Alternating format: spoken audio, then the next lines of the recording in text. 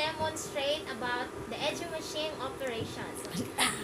We are now live right here at Sewing Room Production by Faith here in San Jose Street, Tagbilaran City, Ugon District, Tagbilaran City.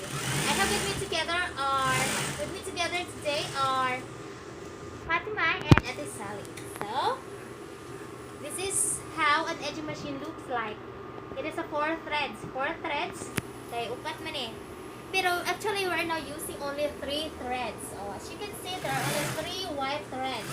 Wala to gamitan ng isa kay double needle, magod siya. So, 1 needle only we're using.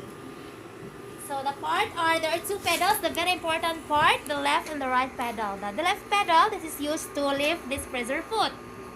Like in the high-speed sewing machine, there is also a presser foot in an edging machine. So to lift this up, all we have to do is to press this one para mo lift ni siya para masuksok na yung tela or clothes. Okay, so the right pedal is asulyo kagkaadupat kay basig makuan buraga linog. The right pedal is used to padagan naka. Right? So I'm wearing the mask to prevent me from any dangerous clothes or dust from the edge materials. So this time, I'll continue to edge.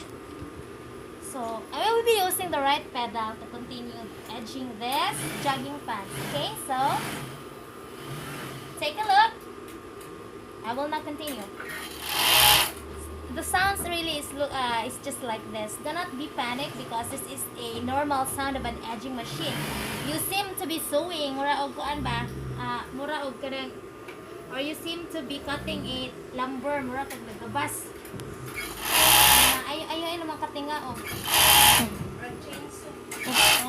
Chainsaw rather. Okay, so mag-check sa ato ang crotch. Nangunot pa ang ato ang crotch. Very good. Okay, so this time we're gonna edge the waistline part of the jogging pants. Okay, so check. Then go. Okay, that will be all about Okay na. operating an edging machine. Thank you for watching.